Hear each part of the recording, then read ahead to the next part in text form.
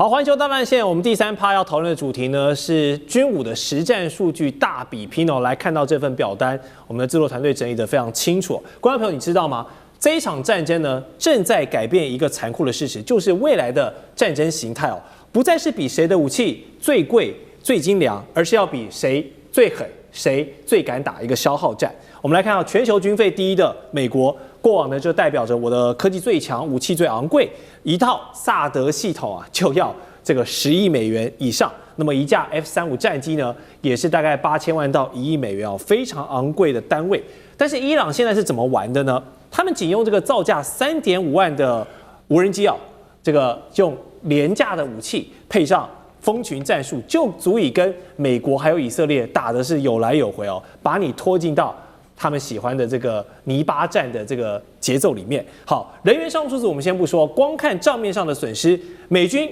有4套的薩德系統遭到了摧毀 ，F-35這麼先進的戰機啊，也首度傳出被擊中。另外包括死神無人機啦、空中加油機 F-15、F-16等等的，都傳出有一些損傷哦。我們一一來看，說到這個 F-35戰機呢，是美軍第5代戰機的這個可以說是代表扛把子的存在啊，單價8000到1億嘛，非常逆中的代表性，資訊的整合多用途，而且它的維護成本極高啊，要養一架真的是不容易。那現在呢，這個還受到了摧毀，那就是非常对它的名聲還有定位上呢，就是比較有傷害性了。另外也是攻擊屬性的，像是 MQ-9， 對不对？3000萬美元，它可以長時間監控一直飛，還有 F-15跟 F-16。過去是這個先進機種，那到現在的美軍體系裡面呢，也算是比較物美價廉的存在。但是他們現在都被這個伊朗用這些平價的戰術啊，開始被消耗掉。我們知道這個10億美元的薩德系統，你不要小看這10億美元，這對一些小島國或是低開發國家，這已經是1年的 GDP 量了。然後就在這一整套系統現在被摧毀，可見這背後這個損失有多大。那伊朗這邊呢，怎麼打？他們用這個見證者無人機。一架2到5萬美元就可以來打你，組成這個自殺機海，飽和攻擊，主打一個量大管飽。好，然後美以你想想看，要花多少的高單價的裝備來阻止這些低單價的自殺無人機？另外，泥石飛彈 Sajil 對不對？然後還有其他幾個東西，像是反艦飛彈啊、水雷啊，這些都是一些非常低成本，但是結合上伊朗的地形，結合上荷姆茲海峽之後，非常粗暴好用的武器。然後說到我們這麼多的這個軍武分析，就勢必要請教一下立將軍了。我們看到美國現在用大炮，伊朗這邊用鳥炮，但是雙方打起來有來有回。這一場實戰有沒有顛覆了五角大廈之前的預判？這個東方跟西方的軍事思想本來就不一樣哈。這個歐美為主的軍事思想，他們講究的，我將它形容成一場像是打梭哈那種概念哈，就是不是 all in， 就是我一個比你大，你是這個無賴，我是2條我就贏你，對不對？你有2條，我是3條我就贏你哈。你是順子，我同化大順我就贏你，就一個比一個大。所以你看他們這個美國他們發展的武器都是這種概念哈，這個整個武器的發展。當你只有這個步槍的時候，他就發明了機槍掃射你；當你有機槍發明的時候，他就迫擊炮；你有迫擊炮，它就是榴彈炮；你有榴彈炮，它就是導彈；你有導彈，我就是這個更遠的戰機哈，就一個比一個強，一個火力比一個遠哈。大概美軍是靠這種概念，我就一定要壓過你。但是這個東方的思想哈，這個不是這個樣，東方打的是智慧，不是光靠武力我強勢就可以贏過你哈。我將它形容什麼？有點像是打麻將，你知道？打麻將就怎麼講打麻将？你看麻將，我覺得很有意思。當然，我用這個賭博的方式來形容，可是大家可以去體會到哈，就是你麻將上來，就算是你一手爛牌，你都有機會贏。是不是說我一開始我牌局不好，我就認輸，這個就投降了？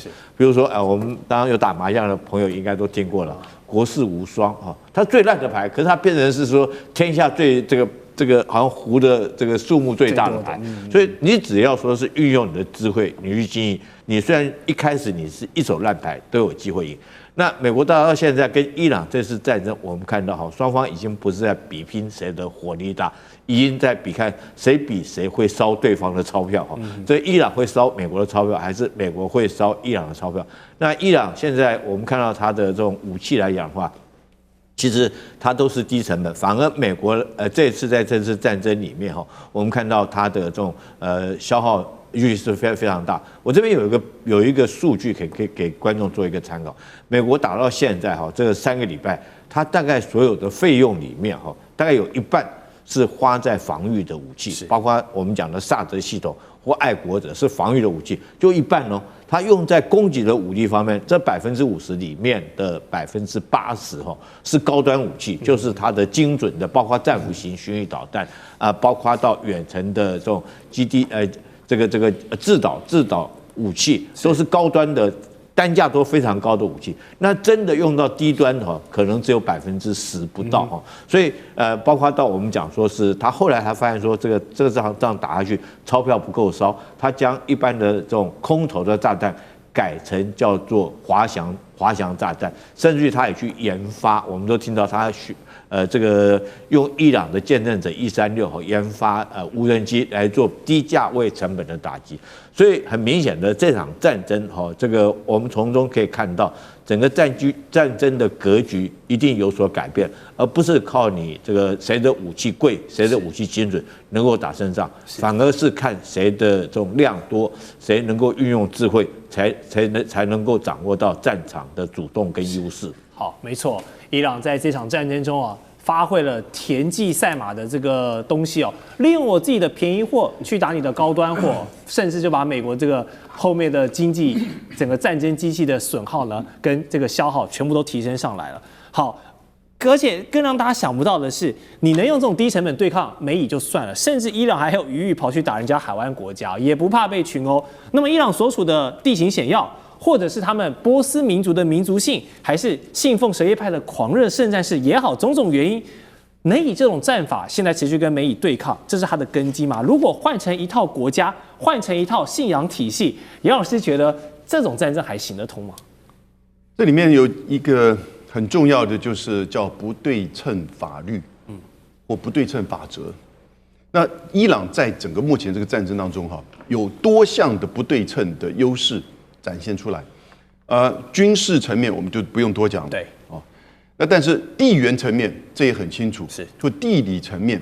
也很清楚。那但是地理層面比較特殊的是，不只是它自己本身的地形，而是它跟以色列也距離在1000公里以上同時呢，美國在這邊是它的基地，而不是美國的這些所謂的領土在這裡，所以打你的基地其實也是有限的基地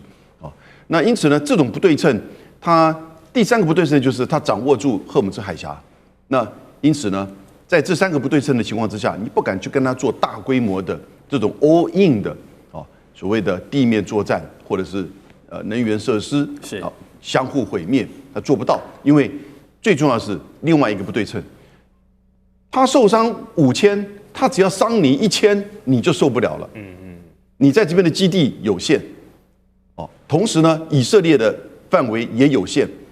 以色列現在受傷5200人，美軍在這裡的基地大概都被炸了一遍。那同時，這些海灣國家也不敢去打那美國現在看更不敢去進一步的去做任何地面上的攻擊，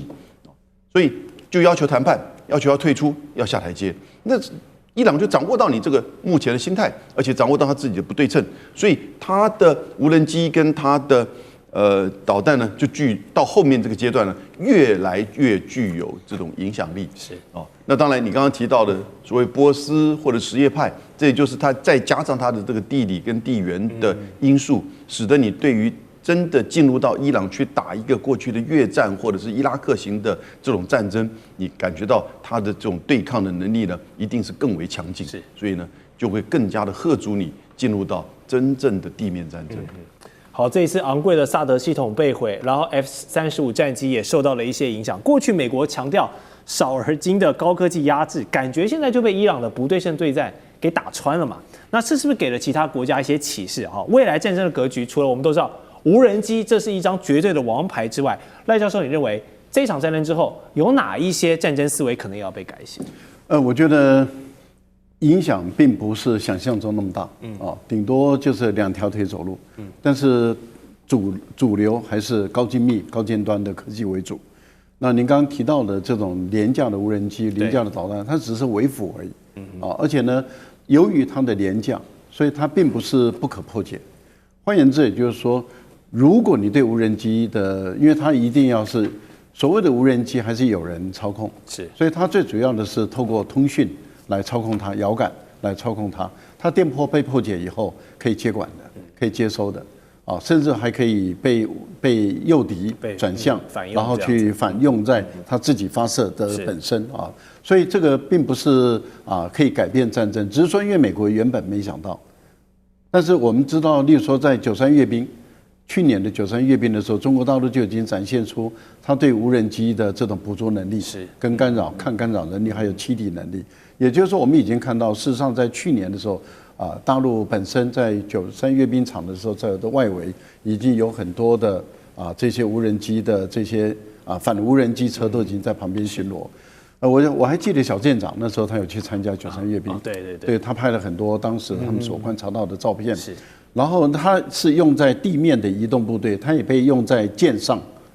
也就是說很多軍艦、很多導彈驅逐艦都已經被用上去了。那也就是說，事實上，在中國大陸的發展中，早就已經把這個無人機考慮在內，只是說美國沒有而已。對，所以美國在這次比較大的受害。可是我覺得高科技的東西是你無法取代。我舉個例子，例如說您剛剛提到了有關於伊朗這個說發射了101枚導彈去打林肯號，